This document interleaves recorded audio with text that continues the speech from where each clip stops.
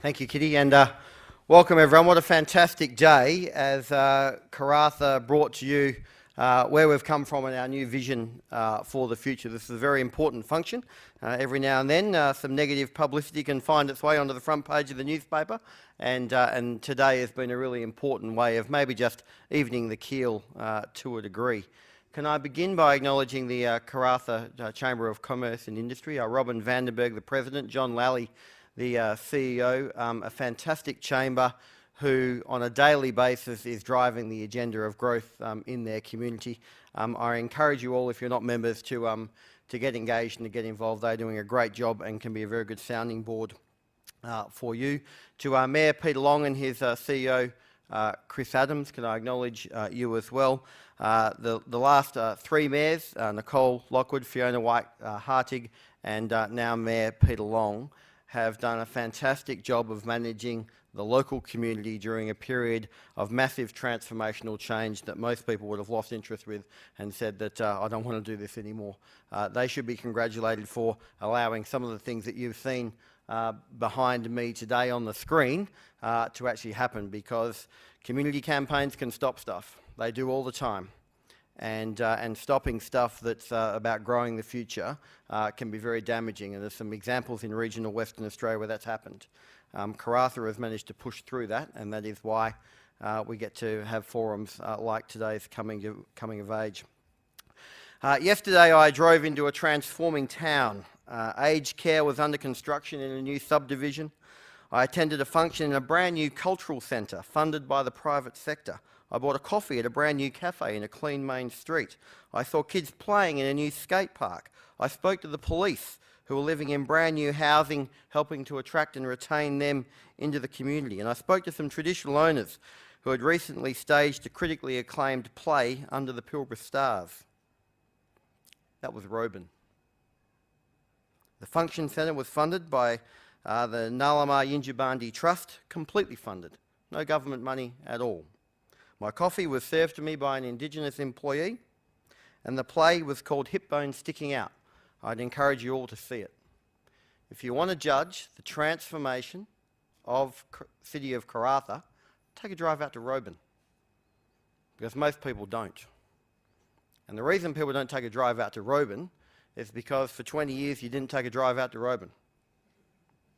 And our event here, Karratha Coming of Age, is about the fact that most people in Perth don't take a drive to Karratha. And they don't know all this stuff. And some of them are busy and don't need to know. But our job and our challenge as businesses with an interest, as community and civic leaders, as traditional owners, as people with an interest that would come to a forum like this, that we have to convince the other 95% of the population that won't be visiting Karratha in the near future about what our vision is, what we're hoping to achieve, and what the potential is. Because if 95% of the West Australian population don't even know what you're doing, it's very unlikely they're going to be passionate about helping you achieve it. And so there's a really important role from the people who have sat in the room here today to take this message out to your wider networks. Talk to them about it's worth taking a drive to Robin. Talk to them about this is not a dry, dusty mining town full of workers in high vis and it's too expensive to live there and you can't get a good coffee and all of the things that maybe, unfortunately, have become what the Pilbara has been renowned for. Because that's what we're actually fighting. Melissa Price talked today about no one in Canberra knows where Karratha is. And she's probably right to a degree. It's a big challenge for us to be recognised politically in Canberra. It's a big challenge for the Northwest to be recognised politically in Western Australia, and you all know about the challenges that your businesses face. So today has been a really important way of I suppose, opening up a new shopfront and building a new perception and giving you some new anecdotes to take back to your friends and family and business colleagues and the like as we try and drive this agenda into the future. Robin, looking great. Looking great. Please make the effort to do it. You've heard from others about the stories in Karratha. I can tell you the same story about coming into the new airport under construction in Karratha. You come out, drive past Gap Bridge, new businesses are starting up as we speak, formwork in place. Gap Bridge was empty when I became the Minister for Regional Development in 2008. We just talked about it. empty. So look to your right if you drive from Karratha from the airport into town. That's all new since 2008. But the most important thing is not to let ill-informed commentators take away our momentum for growing Karratha as a city of the north. Because they're out there, they're very happy to exploit it. You saw the story about the Pelago, make nightly news and newspaper news day after day after day. Most of it absolute crap. Absolute crap. Ill-informed, wrong, sensationalised, not actually understanding the timeline of events or anything like that. And that's sometimes how it goes. We get some good publicity, you get some bad publicity. We have to be big enough and strong enough to push through that. But we have to make sure that we do that. The things that I like to talk about, and Bernard Salt picked up on it today. The new senior high school, as the Premier said, best infrastructure of any senior high school in the state. Its student numbers were up 150 this year. 150 in the senior high school. You're talking double-digit % increase in senior high school growth. The overall school population in Karratha up by 4.5% from last year's school year to this school year, in the middle of a downward cycle. When everyone's talking about Karratha hollowing out and businesses being under pressure and ghost town and no one wants to live there, school enrolments across Karratha up by 4.5%. I don't need to see the next census. You do one when you count the number of kids who turn up on day one at school. And at the school my kids go to, they brought in 3 new classrooms last term to fit the kids in. And that's in a school that was built a year ago. Brand new a year ago, 3 demandable classrooms last term to fit the growth in student numbers in.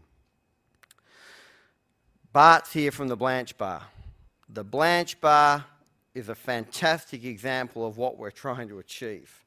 If you sit in the Blanche Bar and just get the angle so you can see the other Pelago East Tower, under the shady trees of the landscaping, traffic lights, activity with the quarter site being developed over the road, that little spot is what all of Karratha is going to look like when we get to 50,000.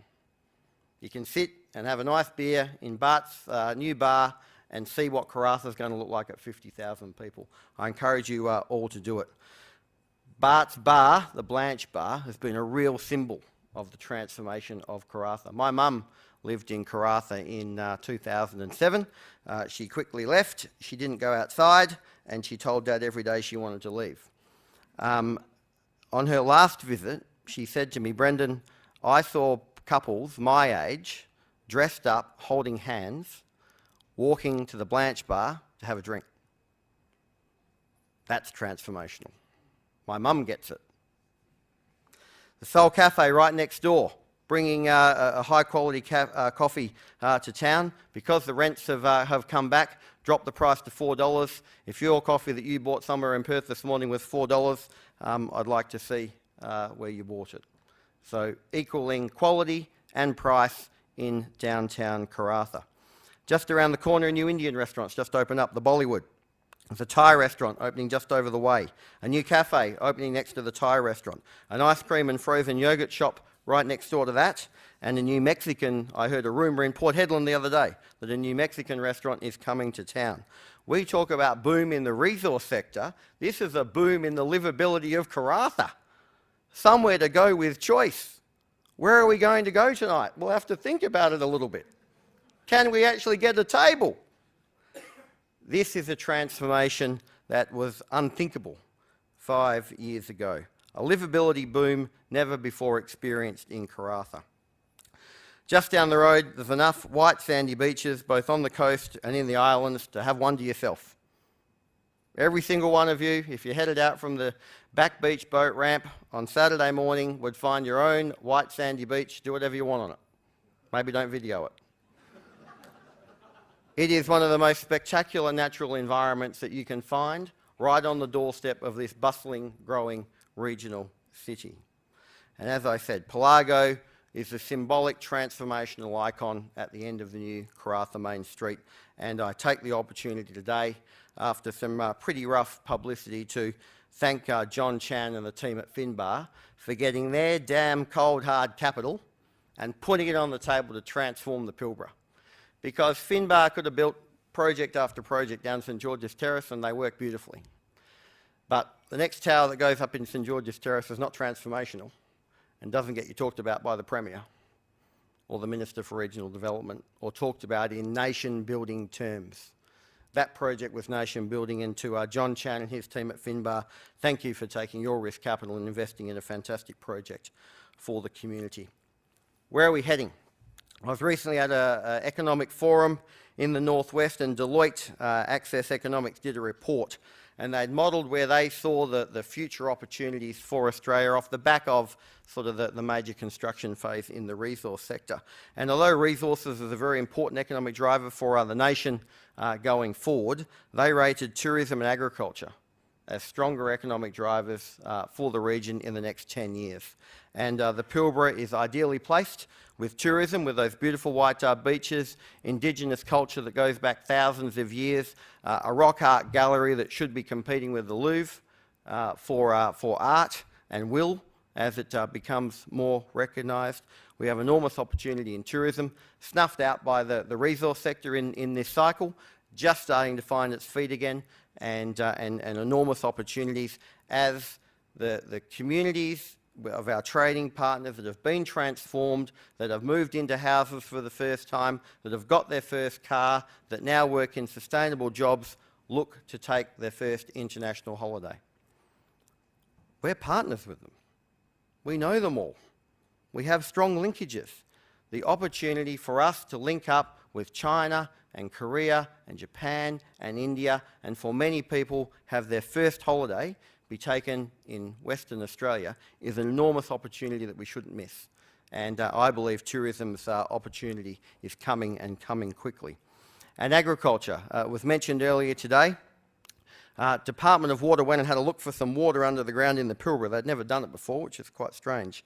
And they found 100 gigalitres. And I'll tell you what, if the Department of Water reckons there's 100 gigalitres of sustainable water in the Pilbara, I'll take a bet there's more than 1,000, because they normally divide everything by 10 when they look at sustainable yields. Thousands and thousands of gigalitres of potable water under the ground into the Pilbara. If you put it on top of that warm soil, it grows like mad. I was telling the Chinese investors in the Ord that the sorghum trial out at Woody Woody had grown 4 metre high sorghum, and they said it doesn't grow that big. And I also told them how long it took to grow, and they didn't believe it. And it's something to do with that warm soil. Warm soil and water. If you're from the wheat belt, you don't like those frosty days because it stunts the growth, but the warm days with moisture is very productive for crop growing in the wheat belt. It's always warm in the Pilbara, and great opportunities to use that water resource to diversify the economy. So if you look at Karratha and its surrounding regions, look at what Deloitte has said about where the opportunities are for the future. The top three: tourism, agriculture, and the continuation of the resource sector. And here we are in Karratha, very strongly poised to take advantage of all three of them. And I remember commenting when I said that if you're in Geelong, if you're the mayor of Geelong, and they're the three things that they're putting up there, you're going, oh, there's not much in that report. I don't think I'll be talking about that at the next forum that I attend.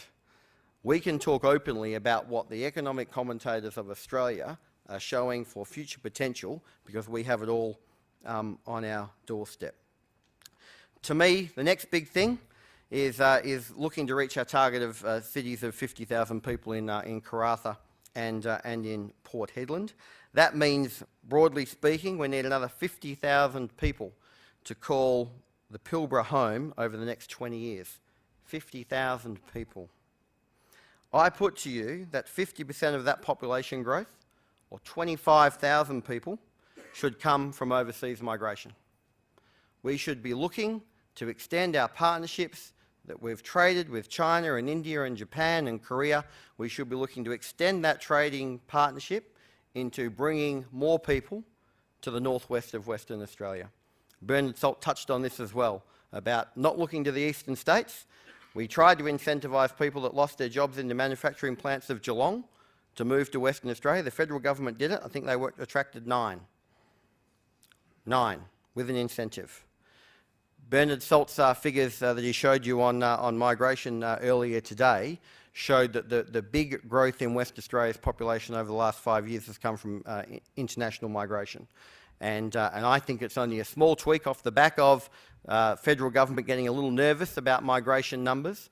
It's a small tweak to policy for us to have a northwest specific visa to incentivise people looking to the northwest of Western Australia to come and make a home for their families, and we could be well on the way to reaching that target. And so if you think that that's a valid thing to be talking about, I encourage you to start talking to federal members of parliament, state members of parliament about where the growth is going to come from and what are those people going to do, because the employment market is relatively soft at the moment. But we've heard from our industry spokespeople about saying that our cost of labour is still too high, so we do need more numbers coming into the workforce to help drive our cost efficiency in this space. And we also know that that we're about 50% down on a per capita small business comparative analysis of a place like Bunbury to a place like Karratha. So there needs to be more Blanche bars, more soul cafes, more small business people, more shopping centres doing the key shop, the florist and the like, because we are well and truly underrepresented in that space, and I think there's an enormous opportunity for us to build on the multicultural community we already have. And St Luke's, I went to their school wind-up just the other night. I would hazard a guess that 50% of their students look like they come from an overseas parented family. And it's a fantastic school, and they're doing very, very well. But we already have a very strong multicultural community in Karratha, and I would hope that we can build on that into the future. So 25,000 new people that don't call Australia home at the moment, calling the Pilbara home over the next 20 years is the challenge that I set you today. We'll need the Commonwealth Government to help us with visas. They've talked about economic zones and tax-free zones and the like. It always gets dismissed. A small tweak on visa rules, and I think we'll actually do that relatively easy. But that needs the drive of decision makers and leaders like you in the community to make that happen. And in conclusion, and John Lally, when he asked me what I was going to talk about, we only really ever talk about transient workers accommodation when we're talking in economic forums in Karratha. So I've tried to leave that out as much as I can today, but I do need to finish with it, John. I apologise. Yesterday in the ABC News, there was a report from a group called Creating Communities, Carl Binning. I think Carl used to work for BHP. But Carl said, and it was in the FIFO mental health inquiry, and Carl's presentation to the parliamentary committee recommended that employers in the resource sector employ a number of people to normalise the environment and coordinate social activities within the camps. Maybe you could take the fence down around the camp, and all the people in the camp could come out into the community where we're normalising the environment and coordinating social activities. Maybe they could come to the water polo, where my wife was playing her first game tonight, as we speak, at that fantastic leisureplex that you saw. My kids will be running around the pool. Susan will be trying not to get drowned as she plays her first game of water polo. Maybe they could venture out into the archipelago and catch the first Spanish mackerel like my 7-year-old did on Saturday morning last week, and that's all he talks about now, and I'm sure he's told his friends it was at least 2 metres long. Maybe they could jump in the car and shoot out to Millstream and lie in the beautiful waters of Millstream under a shady tree. Maybe they could find that deserted beach. Maybe they'll go down and visit Bart and have a beer at his fantastic bar. Maybe they're going to, before me, get a chance to go to Bollywood. We don't need to normalise the camps. We need the people in the camps to come and join us in the community, because it's bloody good. Go Karratha, coming of age.